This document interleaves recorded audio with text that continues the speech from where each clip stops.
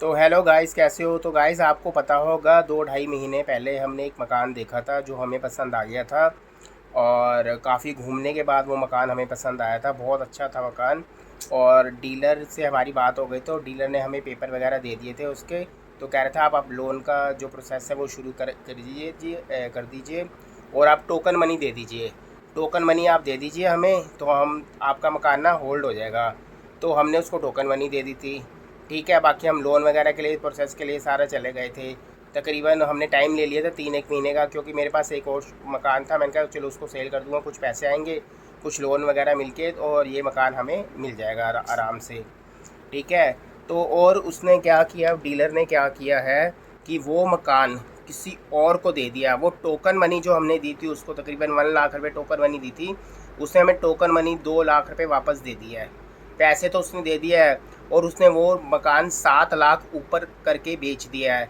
और 1.5 महीने से हमें टरकाई जा रहा था कि सर आपका काम हो रहा है, पेपर अभी आ रहे हैं, ये हो रहा है, वो हो रहा है। काफ़ी टाइम से हमें पीछे धोखा दे ही जा रहा था, दे ही जा रहा, दे ही जा रहा था। तो हमने कहा चलो कोई बात नहीं।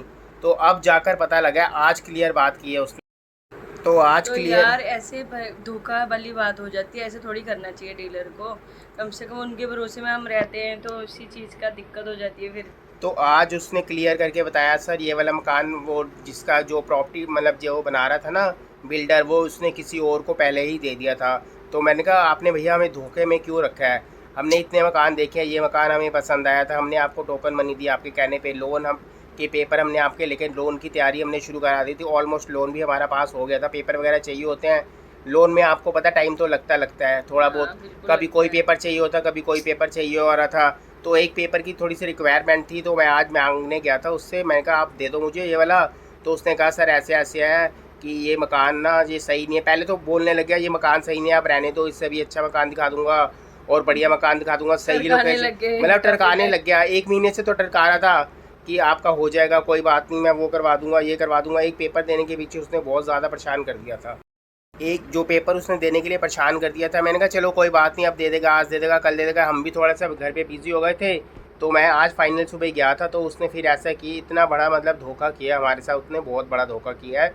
तो इंसानियत नाम की चीज़ ही उठ गई है। मतलब कुछ पैसों के लिए लोग, चंद पैसों के लिए अपना ना ईमान और विश्वास सब खो देते हैं।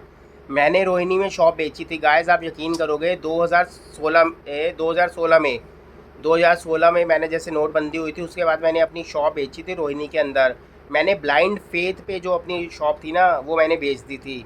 मतलब हमारा तो जुबानी था, जुबान से ये काम हो गया मैंने ना, अपनी इतना विश्वास था। जुबान की कीमत पे वो शॉप बेच दी थी। मेरे पास जो जिन्होंने ख़रीदनी थी मेरी शॉप, क्योंकि उनके साथ वाली शॉप भी उनकी की थी, तो वो कह रहे थे आप अपनी शॉप ना अगर बेचोगे ना, आप हमें बेच देना। तो आप शॉप बेचोगे ना, आप हमें बेच देना, तो हमारी दोनों शॉपें ना इकट्ठी हो जाएंगी, तो थोड़ी बड़ी हो जाएगी। मैंने कहा चलो ठीक है। कहता सर आप किसी और को मत बेचना। तो उन्होंने मात्र, मुझे आप यकीन करोगे, उस टाइम में सिर्फ 1,000 रुपया दिया था, और मुझे कहा था कि आप ये शॉप ना मुझे बेच देना। ये शॉप हो गई अब मेरी, मैंने ज़ुबान पे उसके बाद दे दी थी शॉप।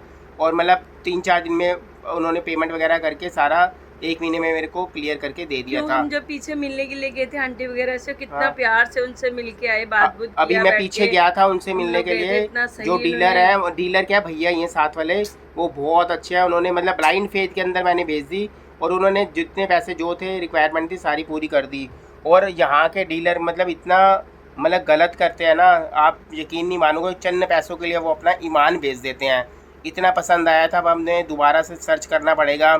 आज वैसे टोकन मनी दे तो दिया उसने, हमने 1 लाख रुपया दिया था, उसने 2 लाख रुपया हमें वापस तो दे दिया है। मगर ये एक विश्वास होता है इंसान का ना, वो टूट जाता है। बस आज के बाद उसके मतलब, तो गाइज़ हमने यही सोचा था चलो एक हमारा थोड़ा सा अलग प्रॉपर्टी बन जाएगी, इन्वेस्टमेंट बच्चों के लिए, आगे बच्चे बड़े हो रहे हैं। पहले एक प्रॉपर्टी थी वो तो बेचनी पड़ गई थी, सार्थक का कोर्स वगैरह कर रहा था इंजीनियरिंग का, उसमें थोड़े से पैसे लग रहे थे, तो इमरजेंसी में मुझे बेचनी पड़ गई थी। तो इसीलिए मैंने कहा चलो एक प्रॉपर्टी बन जाएगी, थोड़ा सा कर करा के किसी तरीके से इंसान सेविंग वगैरह करके चीज़ें करता है। मगर बहुत अच्छी प्रॉपर्टी थी, सब कुछ था। तो अब देखते हैं, दूसरी सर्च करते हैं कि क्या करते हैं क्या नहीं करते, अब पता लगेगा। इस टाइम मूड तो बड़ा हो रखा है ख़राब हमारा, क्योंकि बहुत अभी ज्यादा ये मूड। अभी ही वीडियो बना रहा हूँ मैं, अभी दोपहर में ही आया हूँ मैं दोपहर में ही आया हूँ, बस लंच वगैरह किया। मैंने कहा एक बार वीडियो बनाकर पोस्ट करूँगा जो हमारे साथ धोखा हुआ, मैं आपको गाइस बता दूँ, क्योंकि काफ़ी गाइस के कमेंट्स आ रहे थे जो आपने मकान देखा था उसका क्या हुआ क्या हुआ। बहुत सुंदर मकान था। कई काफ़ी कमेंट्स आए थे, मैंने उनको रेट भी बताया था, सब कुछ बताया था कि मतलब कितने तक का हमें पड़ा है, क्या है चीज़ें हैं और कितना अमाउंट। मैंने उसी टाइम ही बता दिया था कि हमने एक हफ़्ते जो हमने मकान पसंद किया था ना, हमने एक हफ़्ते के बाद ही उनको टोकन मनी दे दी थी। एक हफ़्ते के बाद ही पसंद किया था, फिर सिस्टर वगैरह को दिखाया था, उसके बाद ब्रदर वगैरह को दिखाया था, ललिता भाभी वगैरह को सबको दिखाया था, सबको पसंद आ गया था। तो एक हफ़्ते के अंदर मैंने उनको टोकन मनी दे दी थी और पेपर वगैरह सारा वर्क कराने के लिए ले लिया था।